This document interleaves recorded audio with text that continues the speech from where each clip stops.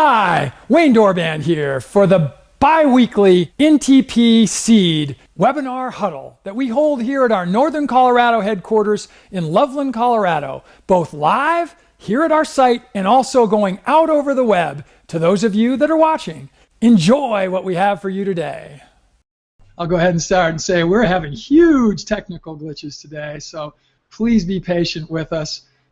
There's going to probably be lots of little chat that goes on that is with the production side of things here in the room, and so just be patient with that as we move ahead. Dustin, we got through the technical. How'd you finally get in? What'd you figure out? I had to log in to my Wi-Fi hotspot on my phone, so I'm guessing it's something to do with the network here that wasn't allowing me to. So it was a local issue there. So tell us a little bit now about your current situation, actually where you're at, because I know you're in Texas. Maybe tell the group a little bit about that and what you're up to, and kind of your family situation and so on. Talk about that a little bit. Yeah, as you said, I'm down here in Texas. I'm actually kind of hanging out with my in-laws. Did a little bit of work for them and helping out some other people around here as well. Did a transition phase in our life right now, I guess you'd say. Yeah. The work I'm doing down here is frankly, it's probably not related to what most of this will be talked about. It's just general construction sort of activities, which is where my background professionally. So again, because I'm not hearing you, I'm going to guess here a little bit, but did you say anything about your family situation? Talk about your incredible family that you've got. I didn't say much about the family yet. I do have I've got an amazing wife and two wonderful little boys. A 5-year-old now. He just turned 5 a couple days ago, and a 7-year-old. And yeah, we're down here in Texas with my in-laws, who are also pretty amazing to us as well. So I've been blessed with great family all the way around. So I know the answer to this that others don't, and I gave some of this to the group. But when you were growing up, what was one event from your youth that you remember that caused you to pursue the current life path that you're on? So just something that you might have remembered from when you were a kid. I would say to say one event caused me to pursue the current life path. I don't think you could boil it down to a single event in any way, shape, or form. I think there's a combination of things, and frankly, there's a number of things that have happened since my youth that have gotten me to where I'm at. But I think one pretty significant I had was actually middle school. My mom decided to build her own house, and so I spent the summer with her building her house. Now, by any standard, it's a teeny little house. I think it was, 30 feet wide by about, or 30 feet long by about 20 feet wide. But we did everything from the foundation up in that, and so that definitely was a critical event in getting me focused on construction as a career path. Then what led into the work that we're doing, or I'm doing, with the sustainable agriculture.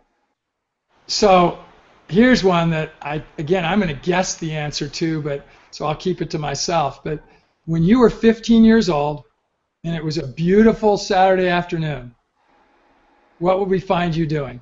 So it was just a gorgeous Saturday afternoon.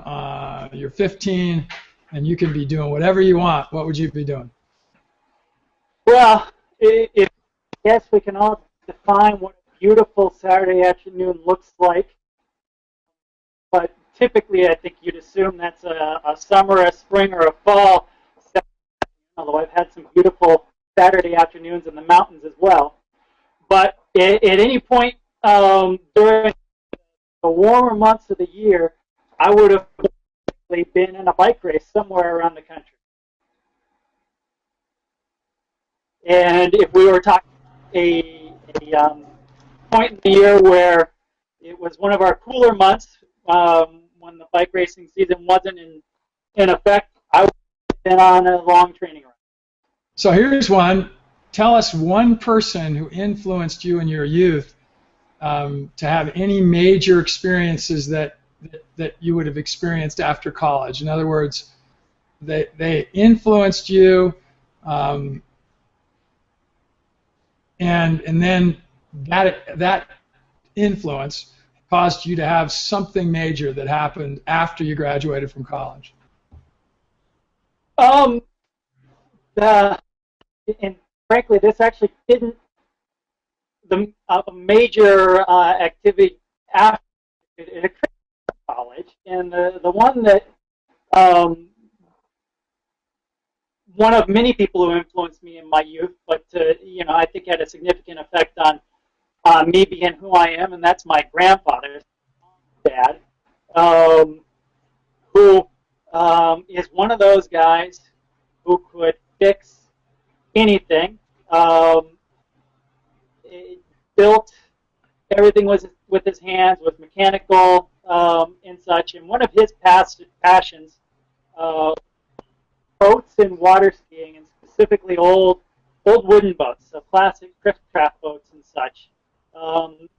When I was in middle school, he bought what was his dream boat, a 1951 19-foot Chris Craft racing runabout. And I had the opportunity to help pretty significantly in the restoration of that boat for about a year and a half that it took him to. And I decided then and there that I was going to get a boat of mine as soon as I could. I tried for years to convince my dad to buy a boat for us because I loved being on the lake and I loved water skiing, and that was so finally, while I was in college, I made it a mission to go and buy my own boat, and I did. Found an old wooden boat that was really, they call it a plans boat as much as anything. It was out in Washington. I drove out there, picked it up, and I spent the better part of the next 3 to 4 years restoring. And so, but the broader picture is sort of influences that just help me to realize, you can, if you desire to and such, you can create pretty much whatever you want. I didn't hear all of that, but I did hear that you said something about the fact that for 4 years you were trying to convince me that you should have a boat. I don't remember that. What age group, what age frame was that? Middle school through high school. We'd go to boat shows and... So we didn't have a boat then at all? No. Do you remember the boat that we had when you were really little? I don't, no. So we didn't take that to Boise, did we? No, you definitely didn't take it to Boise. I'm trying to remember it being in South Dakota ever even. So I never even took you out on Russ's jet boat. I mean, did you know that he had that? I heard about Russ's jet boat. Never got to make a trip on it. No. On the Snake on a jet, other than you went with dories down the Snake, down the Snake, right? Down the Snake. No, I never got to go on the Snake in a jet boat at all. I made that one trip in the dories, like you said. We get to see plenty of jet boats going up and down, but I never did that myself. It looked like a lot of fun. Tell them about your uncle's sort of rafting career, and you've done that several times with him, right? In several different locations. Actually, the only trip that I've ever done with my uncle is that trip we did on the Snake. Yeah, my uncle, right out of college, went and was a guide. You probably know this better than I will as far as how long, but I want to say 10, maybe even as much as 15 years, was a guide for the Grand Canyon dories. So running dories down the Grand Canyon primarily. Actually, did you do the salmon ever with him? No, only trip that I have done with him was that one that we did on the Snake. Oh, you never? While we were living there in Boise. So you didn't do the Grand Canyon ever? No, I've never done the. we talk about trying to do that. I mean, as I understand it, because you know he's still got his own. I think they got a raft in Story anymore, and they do the Grand Canyon once every 5 years or so. But I think that getting a permit for that is, you know, those are like gold anymore. By the way, glad you made it on here. So I think I heard it. So it was the issues were that it wasn't letting you on because of the local network was just. Must be it, yeah, because it just security error. So I tried both of my computers with no luck, and so I use I'm using the hotspot on my phone as my network connection now, and that's what allowed me to get. Must have been a firework router here. So tell us about what the term sustainability means to you. Sustainability, regeneration, anything of that nature. What does that word mean? Yeah, to me, you know, I think sustainability would just be the act of being a good steward.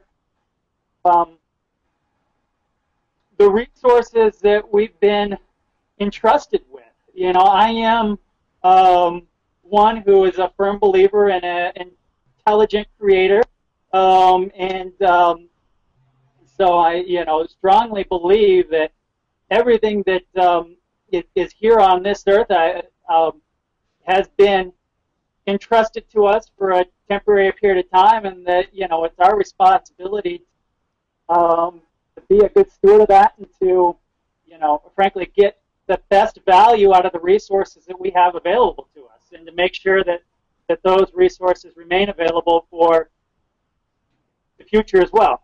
So. Very cool. Is there a person in the green movement or sustainability area or even environmental area that's had a profound impact on your life? And if so, who is that? And then tell us a little bit about them and why they're important to you. I'm not somebody who's traditionally impressed with, you know, kind of the cult of personality, or so I'm not somebody who gets really in individuals. Frankly, you know, the people that impress me the most are the ones that know about, the ones who kind of go about doing good things. You know, there's a very obvious answer here, and as far as who in the environmental or the sustainable or the green industry that's had the most significant impact on my life, and that would be you as my dad. I think that you know, it would be hard to argue that there's really anybody else in my life who's had a stronger impact and such, just on who I am and the way that I am and such. So. Well, thank you for that, and I appreciate that. Because obviously that's a goal that I have, and it isn't for you, it's for hopefully anybody that I'm around, so I appreciate that. I know you've had lots of interesting life experiences. Give us some stories about them, anyone you can think of, and I think Leanne's maybe got some visuals that she'll throw up, because I think you two have talked about it a little bit. And then as you talk about them, maybe I'll expand on them a little.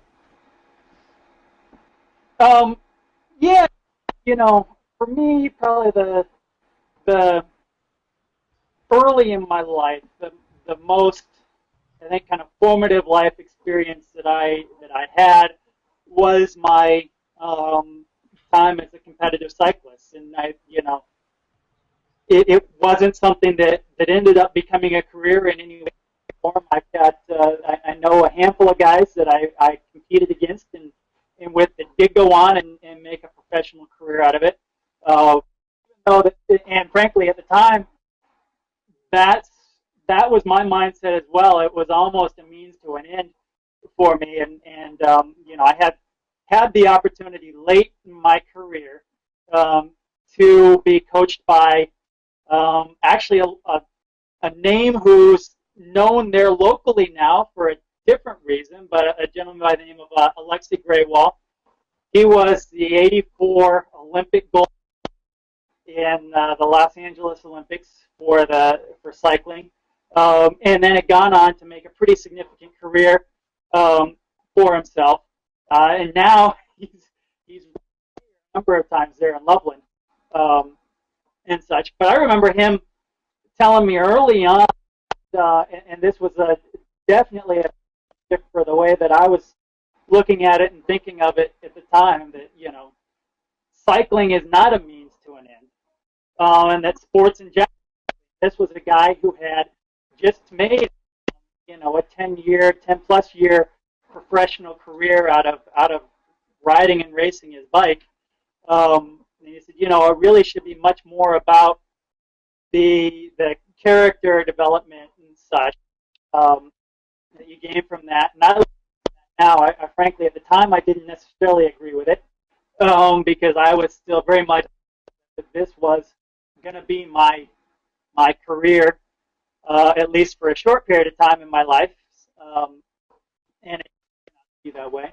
But I do still think that you know, really the much of my work ethic, for sure, and, you know, dedication to projects and such, come from those experiences that I, you know, and that kind of molding early on in my life. There's one, and I'm trying to remember, you may be able to help me out with this a little bit, Dad, what race it was, and I don't remember if you were there or not. It was a local race, a crit, over by, over in Lakewood. Anyway, this particular course was a square. You went up a block, over a block, down a block, and a block. So just a 4-block square, I believe, and there was a decent grade variation in this. So coming down into the last straight of down, probably about a 6% grade, not for very long. Like I said, it was only a block long in that section, into a 90-degree corner. That corner had a median in the middle of it. And so I was watching the pro race, actually called it the 1-2 step for Category 1 and Category 2, which are the sort of the elite level class, or elite classifications for amateur cyclists. And Colorado has a number of those as well. There was a couple of guys who were coming up to within the last quarter of the race for sure. There was a 3-man breakaway, which means that these 3 guys had quit from the larger group in this race. They were out front, so this would have been, at this point in the race, first, second, and third place. And they were coming down this hill. The lead guy clipped his pedal on the curb as he was going through that corner and doing probably about 5 miles an hour, slid across the pavement, hit the curb, bounced over the median, and now I'm trying to remember. I can see you talking a little bit there, Dad. I'm trying. You can maybe help me out here. I don't remember it. I don't even know if you're there. Is Eric Nevin ring a bell? I was trying to remember. Yeah, Eric Nevin's a pro. It could have been Eric Nevin. Yeah. It would have been an amateur at the time. I don't think he was pro. Okay. Yeah, he was a pro 1-2 guy. So bounced over this 8-foot wide median, and landed in what would have been the traffic. Fortunately, there was no traffic there. Both his wheels, which effectively means that both wheels were in the shape of a taco shell, the curb. Gets up, his skin suit, which is the outfit he was wearing, was shredded from his shoulder down to his thighs, and road rash under there as well. The first thing he does is he pops, this has happened just, within seconds, is looked around and where is my bike? I can't find my bike. Where's my bike? Grabs the bike and goes running back to the start-finish line, where if you do have an incident in a race, in a criterium, you're allowed to get one free lap. So he had a lap, or the time that it would take to do a lap, to get new wheels and get back into this race. And it impressed me. I mean, you know, dripping blood, had just gone through something that most people would just be sitting in shock of, and his frame of mind, and the only thing that he was focused on was getting his bike back into that race. And I don't know why it struck me so much at that point in time, because we had seen accidents like that before. My dad has had a couple of those.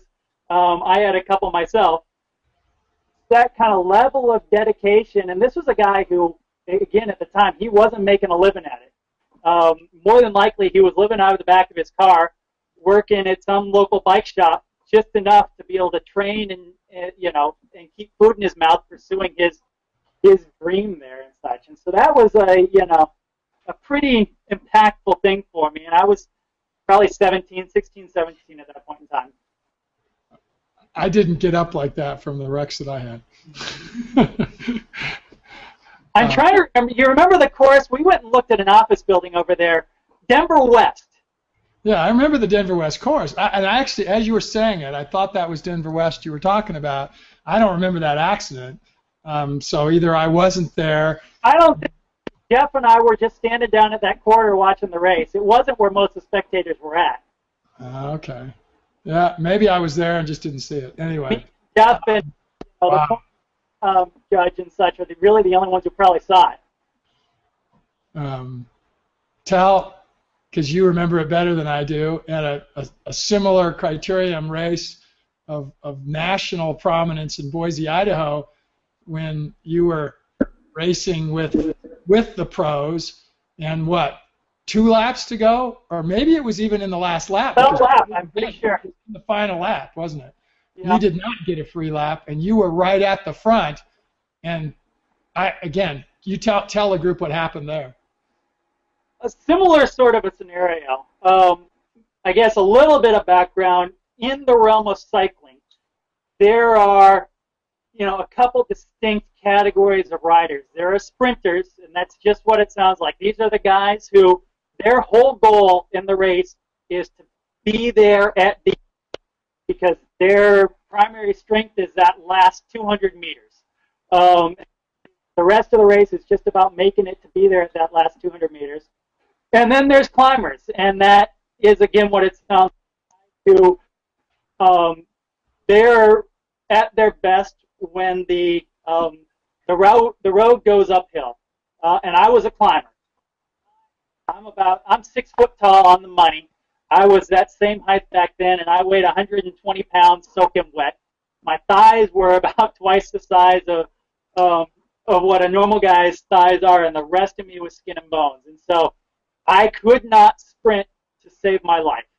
And so in a race like this, which is a short, criteriums are usually only about an hour and a half, 2 hours long, which relative to the other races is really a short race. And for the most part, they're normally flat.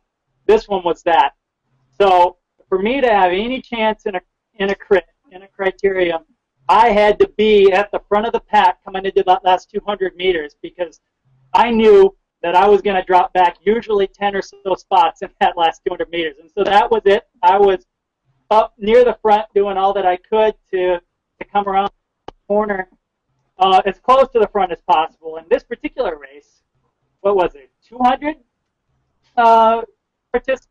It was a big pack.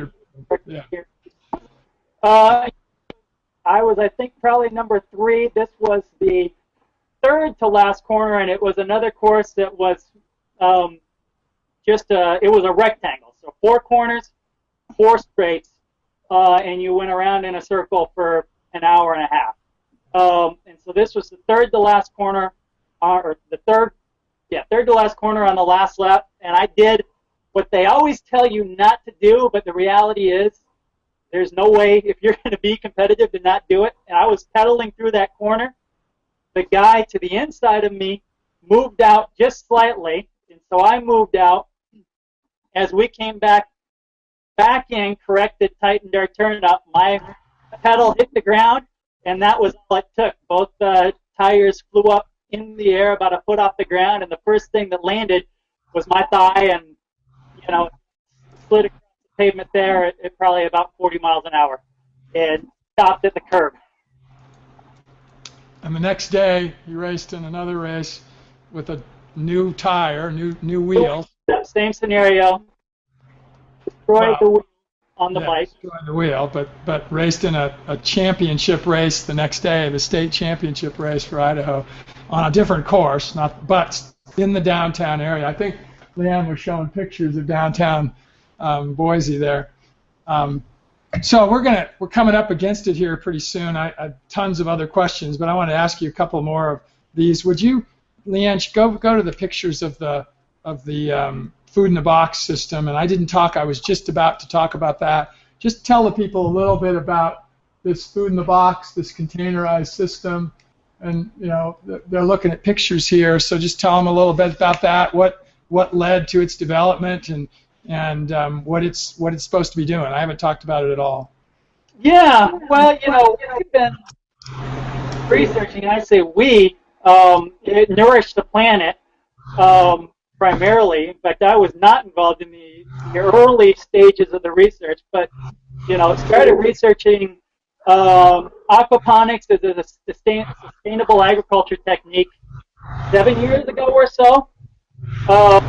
And so 3 years ago, we're throwing around ideas on how to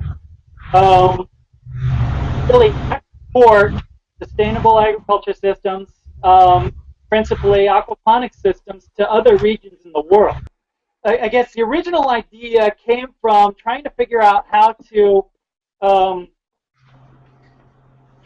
distribute sustainable agriculture systems to areas of the world that really need them, and more specifically aquaponics systems.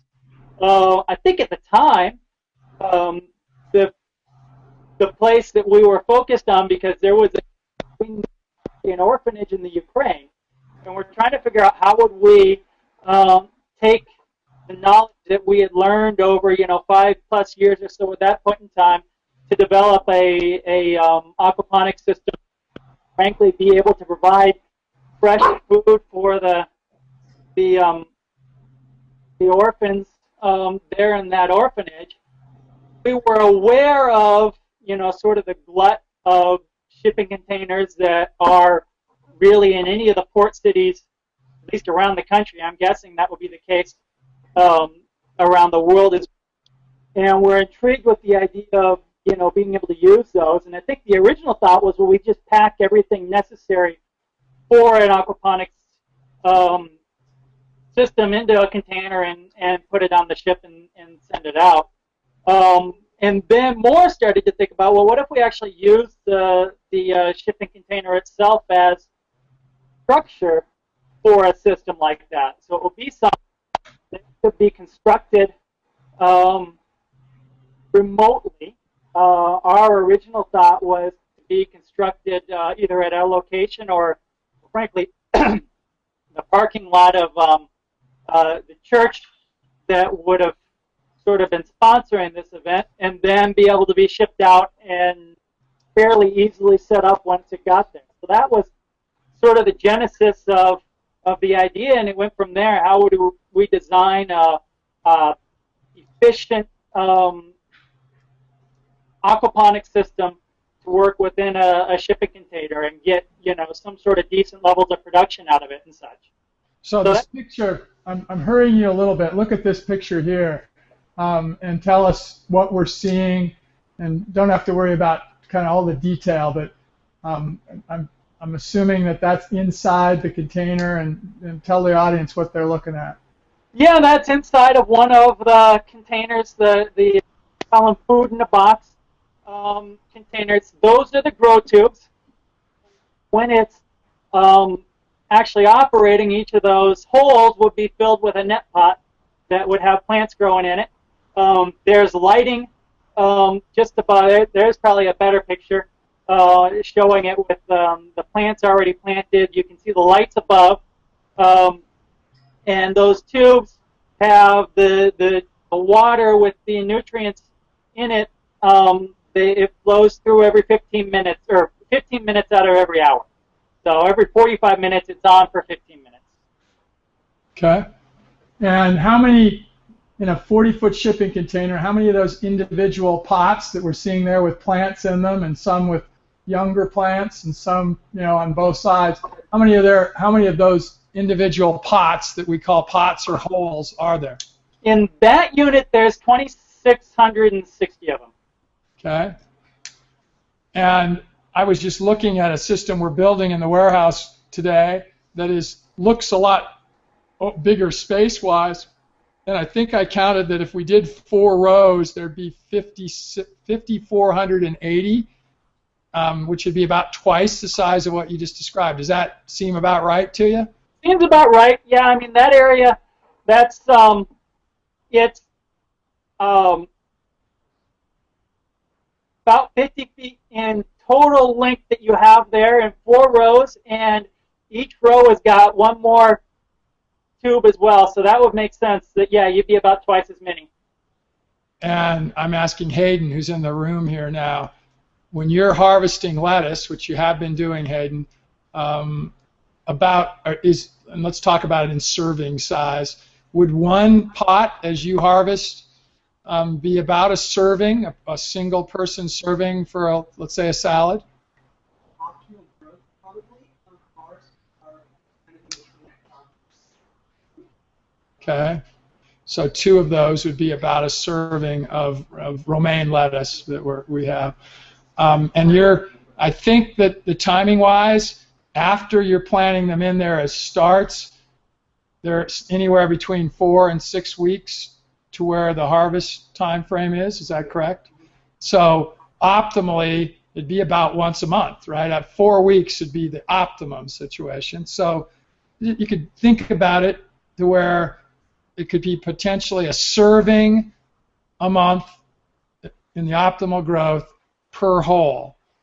And that's just so to give you, so that would mean this particular unit with 2,600 holes could produce something around that kind of a volume. And the goal would be to have that production spread out to where every week you had something to harvest. And that's what we're doing with the system that those pictures were taken of, right, Hayden? Yeah. So we're going to run out of time here, so I want to get back to a couple more of the more personal questions, and we'll end with this, because I know that you've actually thought about these some.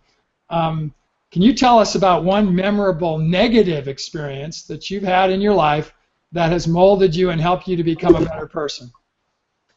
Sure. This was an experience when I was in college. I say we, frankly, it was you, my dad, had purchased a piece of property up in Buena Vista to develop it as an adventure sports resort. Now, this particular piece of property was used as a campground. One portion of the camp, what you consider to have full hookups. So it had electrical, water, and sewer hookups for RVs and stuff that will be parked in there. The sewer system consisted of about you can maybe correct me on the length here. I'm guessing it was about 1,500 feet, maybe 2,000 feet from one end to the other. Probably 1,500. Running north to south, single pipe that then emptied into a septic tank and then into a leach field at the south end of the property. This was an old clay pipe that from day one gave us all sorts of fits, getting clogged up, and it didn't help some of our guests put some of the most ridiculous things down this particular pipe. And so during this, one of our first summers up there, that pipe, clearing that pipe was sort of a daily activity. I remember one day, it was a beautiful summer day. I was, at the time, the crew foreman there, or responsible for running the construction crew at the time that was turning this into, converting this from just a campground into the adventure sports resort that we were making it into. We had about 10 guys, I think, at the time that were working under my supervision. And one of them came to me while I was off doing something and said, hey, the line is clogged again. So walked over there, and there were about 3 guys already standing there. Picture your typical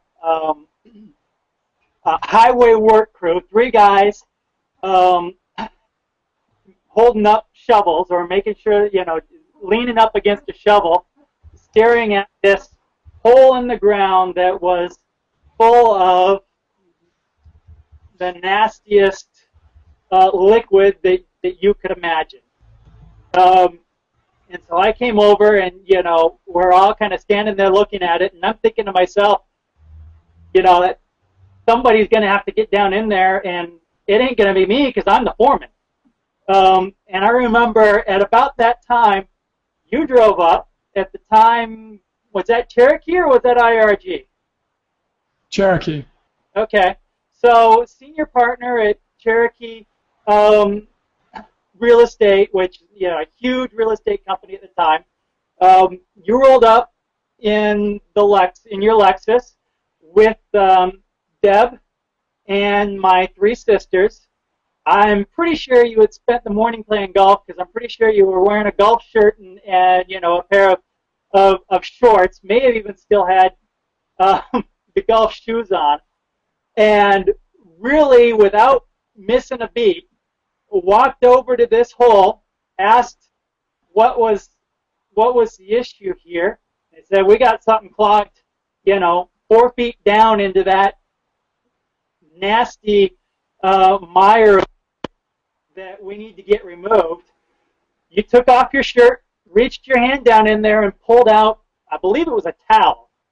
And that was a pretty impactful experience for me as well, to see, of anybody standing there, you were the one who should have, the one who would have been the least expected to do that. And, stepping up and taking that role to get that resolved when there was, a bunch of other guys who you were paying just standing there looking at it, was a pretty impactful experience. And I spent the majority of the rest of that summer dealing and down in that muck in various places, dealing with that sewer line. As you were talking there, and I remember that circumstance, and that wasn't an isolated one. I was actually looking online to see if there were any pictures that I could show of Gold Camp, and that's been late 1990s, maybe 2000, and I'm sure we had digital pictures then, but we're not coming up with any. But he's right. It was 1,500 feet, and it was an old clay pipe, and anyway. So, and you'd told that story before, so I remembered it. I can't tell you that I exactly remember doing that. I remember doing it in several different instances there. So you remember somebody was with me from the office?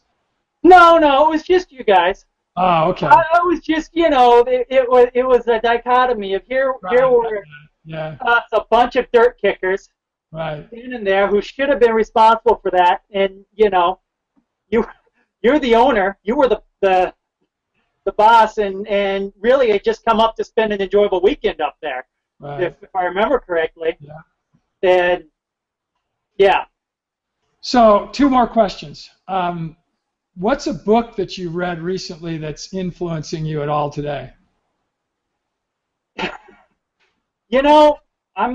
I will be the first to admit I'm not a big reader by any means. Frankly, I don't read very well. It was a struggle for me when I was young, and even now I do it just well enough to get by.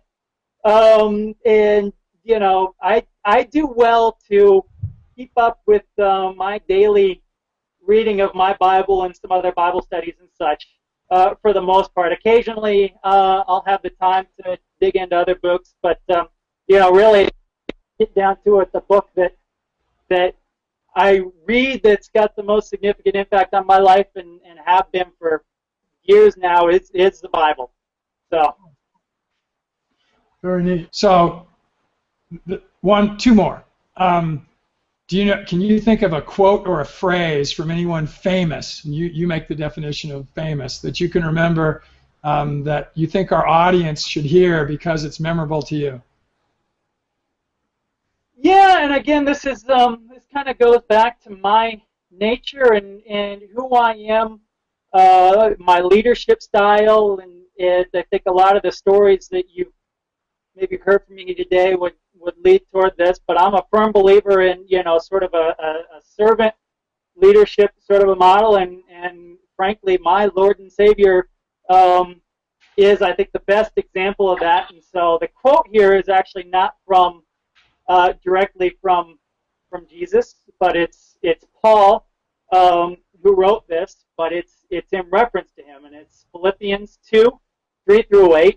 I remember reading this for the first time. Again, I was back in, I think, maybe a sophomore in high school, and it's stuck with me since. It says, "Do nothing out of selfish ambition or vain conceit. Rather, in humility, value others above yourself. Not looking to your own interest, but each of you to the interest of others." And then it goes on, "In your relationship with one another, have the same mindset as Jesus Christ, who, being in very nature God, did not consider equality with God something to be used to his own advantage. Rather, he made himself nothing by taking on the very nature of a servant, being in a human likeness, and being found in appearance as a man, he humbled himself to become obedient to death, even death on the cross." And so, again, it goes back to the story I just told about you, and hopefully, I don't think I do a great job of it, but at least the way that I'd like to lead is to really put myself as the least among those that I'm working with or working around. Well, I actually think you do a great job of it. So that's an incredible text and one that I think you live more than you actually would even realize. So last question. We're going to end on this one. This is one that I stole from a guy named John Lee Dumas, who does an amazingly popular podcast on a daily basis where he interviews entrepreneurs from all over the world. So if you ever get a chance to listen to that, it's called Entrepreneur on Fire, and John Lee Dumas is doing one every day. Actually, he does them in bunches of about 10 at a time, but he puts a new one out every day. So he says the question is a doozy, and here's it is. If you were to wake up tomorrow and found that you were on another planet, but you had all the same resources around you, and it looked like you were on Earth, and you had two other things. You had a laptop, all your daily needs appeared to be taken care of. You had a laptop and $500. What would you do for the next 7 days? Yeah, and I guess I'm assuming here, and you know what they say when you assume, so I probably shouldn't have, but I'll go with it, that, kind of the premise is that you're in an environment that's the same as what you're used to, but don't necessarily either have the individuals around you that you would normally have, and frankly don't have any responsibilities while you're there as well. That's correct. Yep, you can make those assumptions. Those are accurate. And so, my original thought when I saw this question was, well, shoot, if I didn't have any responsibilities, I didn't have, the people that I'd really like to be sharing these experiences with around me, I was trying to think of, well, what would I really like to do? Maybe go see something that I've never been able to see before and stuff. But I think if it really came down to it, you say I've got a laptop, so I'm assuming I've got the ability to get some internet access and stuff. And that would be to do something that I've wanted to do in different occasions, but because of, like you said, other responsibilities at the time, I'd probably try to find some way that I could go and be of assistance, whether it's, some sort of local disaster. I was watching, just last night on the Weather Channel, they had a program on the Joplin tornado. And so some way that, I could go and use the talents that I have to help in some way, shape, or form where I may be. Cool. So you'd figure out and see if the internet would tell you where there might be a disaster somewhere. Yeah, where can I get to with a $500 plane ticket, and maybe make a radius there, and what's in the day's news there, whether it was a disaster or somebody, a group in need of help or service or such there. So. Well, very good. I miss you. Dustin's been here in Colorado for a long. He's been down in Texas now for a while, and so it's nice to see you and talk with you. And obviously we talk about business stuff, but we don't actually get to do personal stuff as much as we'd like at times. So thank you. Any questions from anybody else, either online or in the room, before we finish? Here's your chance to ask him something personal. When are you coming back? Yeah. From the room, it was, when are you coming back? So. That's a good question. Yeah. He's been able to have a little bit of a vagabond life here for the last little bit, and as those that are here locally know, that he actually had been living and had been here in Colorado in a fifth wheel after selling his house for some time, and intentionally, and having that be an experience for him and his family. So I think he's got leaving his options open, a little bit like the question there at the end. What would you do if you're in a new circumstance? So thank you, everyone. Thank you, Dustin. Thanks for our audience. We'll be doing this again on, I believe, Leanne, the 16th. Is that what's? No, that's not. Is that what's our next 2 weeks from today? Is it what? 7th. So the 21st. 21st. So Wednesday the 21st at 1 o'clock again. We're going to be interviewing Mike Butts, who is the curator, the guy in charge of the Berthoud Urban Farm at Grace Place, which is a local urban farm here in northern Colorado. Mike has got an interesting background in history. He's actually an artist and is an amazing has an amazing ability to make things out of just nothing that have beauty associated with them. He also is a musician, and his son Elijah worked for us and with us for a time, and Mike's a good friend of mine, and I don't know for sure, I'm asking Leanne here, is he going to actually come here so he'll be with us live, or have we talked about that yet? But anyway, he'll either be online again and he's in the local area, or he'll be with us here in the room. That's what we have. So, Dustin, thank you, and say hi to everybody. And yesterday I didn't see it, but I guess there was a Facebook post of some concrete, right? And the boys out looking at it, so you must be doing something concrete related. Well, I was actually not involved in that at all. Yeah, I just poured a slab in a small pole barn shed structure. But yeah, I wasn't there for it. So okay. Always have fun. All right, cool. Flat work is not an area that I have skills in. Is it started to get warm there yet? It's definitely warm. I mean, we're in the mid-80s. It's still not 100 though. Well, hey, everybody, thank you so much. Thanks for being here.